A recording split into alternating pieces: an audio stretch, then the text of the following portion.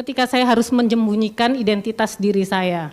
Berpuluh tahun, ayah saya hilang dan ibu saya ditahan, seperti dengan Ibu Catherine di sebelah ini, dia sudah seperti kakak saya sendiri, juga dengan Mbak Nani Sutoyo, dengan Mbak Amelia. Orang-orang melihat persahabatan saya dengan Catherine itu agak terheran-heran juga, karena Catherine itu seringkali menganggap saya seperti, benar-benar mengurus saya seperti seorang kakak mengurus adiknya. Dia akan membetulkan pakaian saya, akan memberi saya syal kalau saya kedinginan, memberi sarung tangan dan sebagainya. Namun demikian ternyata juga sampai sekarang tidak mudah bagi kami untuk berkumpul. Karena sekedar berkumpul saja, itu selalu dianggap kami ingin membangun kekuatan, membangun kembali Partai Komunis. Yang paling memukul saya pada saat itu adalah karena setelah hampir 50 tahun, anak saya harus mengalami pengalaman yang sama seperti apa yang saya alami dulu. Beban saya terberat yang barangkali tidak pernah diketahui oleh teman-teman semua adalah ketika saya harus menyembunyikan identitas diri saya berpuluh tahun. Saya tidak boleh, dilarang oleh ibu saya menggunakan nama saya. Nama saya Svetlana, sangat Rusia. Ibu saya takut, jadi saya harus membuang nama saya. Pertama, kedua kemudian juga karena kemudian ayah saya hilang dan ibu saya ditahan, saya tinggal dengan orang-orang lain, dengan keluarga yang berbaik hati masih mau menerima kami. Tetapi satu-satunya balas budi yang bisa saya berikan adalah tidak memberitahukan kepada siapapun juga siapa saya. Jadi saya menyembunyikan itu semua bukan karena saya takut sebetulnya, karena saya juga bangga menjadi anak bapak saya. Tetapi saya harus menjaga bagaimanapun juga mereka-mereka yang sudah sudi merawat kami, saya dan adik-adik saya, kami 7 bersaudara dan saya adalah sulung. Ketika itu saya 9 tahun usia saya. Saya menjaga supaya jangan sampai mereka yang merawat saya itu terkena dampak dari stigma yang diberikan kepada saya.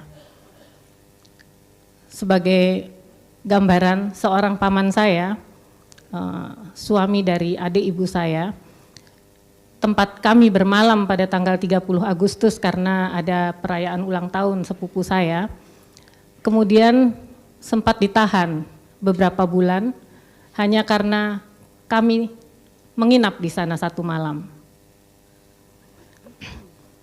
Jadi kemudian perjalanan saya kemari membuat beban berat bagi saya karena saya harus terus berbohong berpuluh-puluh tahun, dan itu menyulitkan sekali untuk saya. Saya tidak bisa melakukan apa yang saya inginkan, saya tidak bisa ikut misalnya di dalam lomba-lomba atau apa yang kira-kira akan kemudian terpublikasikan karena itu tadi, karena saya sangat khawatir diketahui latar belakang saya.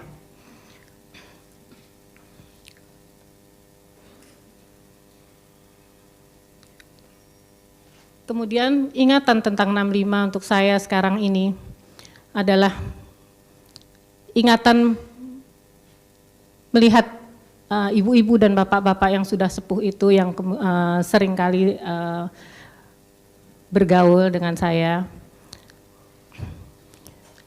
membuat bagi saya adalah ingatan bagaimana hidup mereka sekarang ini, kesulitan-kesulitan mereka yang mereka alami. Banyak di antara mereka di daerah saya sekarang tinggal di Jogja, itu yang harus hidup sendiri, tidak punya siapa-siapa, sudah renta, beberapa tidak bisa bangun dari tempat tidur, harus tergeletak, tanpa ada yang mengurus, diurus oleh tetangga kalau ingat.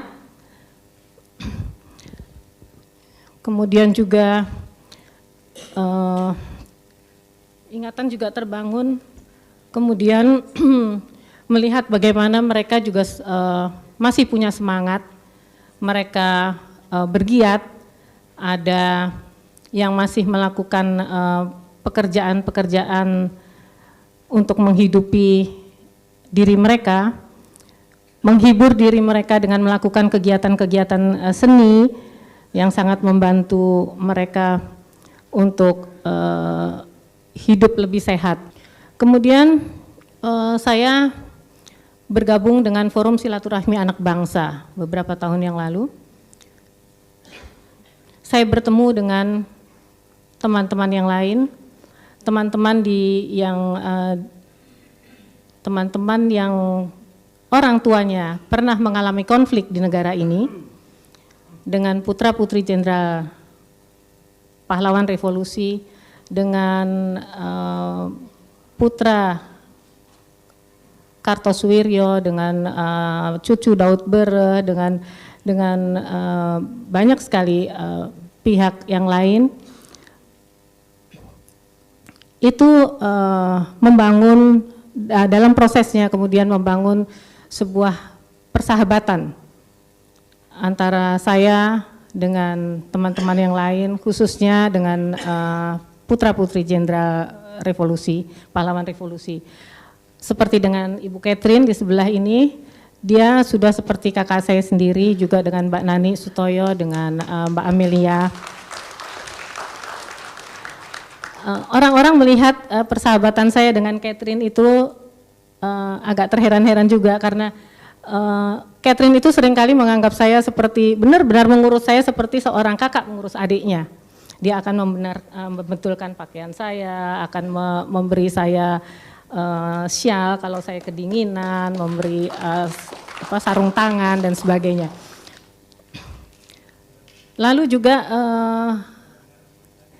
ingatan saya juga kepada teman-teman saya, dari teman-teman saya sesama korban 65 yang seperti saya mulai bergaul sesungguhnya dengan mereka juga setelah reformasi sekitar tahun 2000-an. Tetapi kami menemukan bahwa ketika kami berkumpul, kami mendapat kesempatan untuk bisa saling berbagi hal-hal yang tidak bisa kami bagikan dengan orang lain. Cerita-cerita yang kalau didengar orang lain pada saat itu masih kami khawatirkan akan membuat kami celaka. Dan itu saya rasakan betul bahwa itu kami merasakan, sama-sama merasakan kebutuhan bahwa kesempatan-kesempatan ini sangat baik bagi kami untuk menyembuhkan luka-luka kami, untuk menyembuhkan kesedihan kami. Namun demikian ternyata juga sampai sekarang tidak mudah bagi kami untuk berkumpul, karena sekedar berkumpul saja itu selalu dianggap kami ingin membangun kekuatan, membangun kembali Partai Komunis dan sebagainya. Pengalaman terakhir yang saya alami adalah tahun 2013, ketika saya sudah baru tinggal di Jogja sekitar 1 tahun. Kemudian saya tinggal di dekat di satu kompleks dengan sebuah tempat retret yang biasa digunakan untuk acara-acara retret. Ketika itu dipinjam oleh teman-teman untuk membuat pemberdayaan ekonomi, mengumpulkan teman-teman sesama kami, dan kemudian mengadakan pelatihan untuk membuat pupuk, menanam jamur dan sebagainya.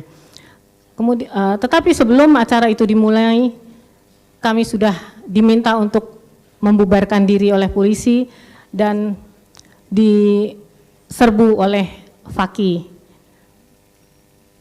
Peristiwa itu saya kebetulan ketika itu tidak ikut sesungguhnya, tidak turut serta dalam kegiatan itu.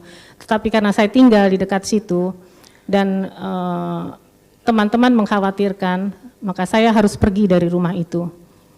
Yang paling memukul saya pada saat itu adalah karena setelah hampir 50 tahun, anak saya harus mengalami pengalaman yang sama seperti apa yang saya alami dulu, yaitu harus pergi dari rumah. Kami waktu itu harus pergi, saya waktu itu meninggalkan rumah sekitar 2 bulan lebih sebelum bisa kembali lagi. Kami harus pergi dari rumah, tidak boleh kembali, tidak membawa apa-apa. Ketika itu anak saya juga sedang persiapan mau ujian SMA. Kemudian saya sangat terpukul ketika anak saya bertanya, kalau kita pulang, nanti apa yang akan kita dapatkan? Apakah bagaimana dengan tetangga kita? Bagaimana dengan lingkungan kita? Tapi kemudian saya berpikir, saya tidak punya salah, dan saya bertekad untuk tetap kembali tinggal di rumah itu, meskipun suasananya kurang nyaman. Saya berusaha untuk tetap bertahan, karena saya tidak merasa bersalah, tidak pernah melakukan kegiatan apa-apa, dan sampai sekarang, kalaupun ada tamu di rumah saya, selalu juga masih ada yang mengintai-intai. Tapi ya saya belajar untuk tetap hidup dari sana, meskipun saya sangat berharap segalanya itu bisa selesai entah kapan. Sesungguhnya kalau di tataran hubungan sosial, seperti juga apa yang saya alami dengan teman-teman dari Forum Silaturahmi Anak Bangsa, juga beberapa pernah diinisiasi oleh syarikat anak-anak muda dari NU untuk melakukan rekonsiliasi akar rumput. Ibu-ibu di Jogja, terlepas dari intoleransi yang cukup kuat juga di Jogja, ibu-ibu di Jogja, ibu-ibu 65 yang bergabung dalam Kiprah Perempuan, itu mendapatkan sambutan yang cukup baik sekali dari teman-teman muda. Ibu-ibu itu mendapatkan banyak relawan, para mahasiswa yang kebanyakan dari UIN Sunan Kalijaga, karena sesungguhnya itu bisa dilakukan seperti juga yang sudah dilakukan di Jogja oleh teman-teman muda.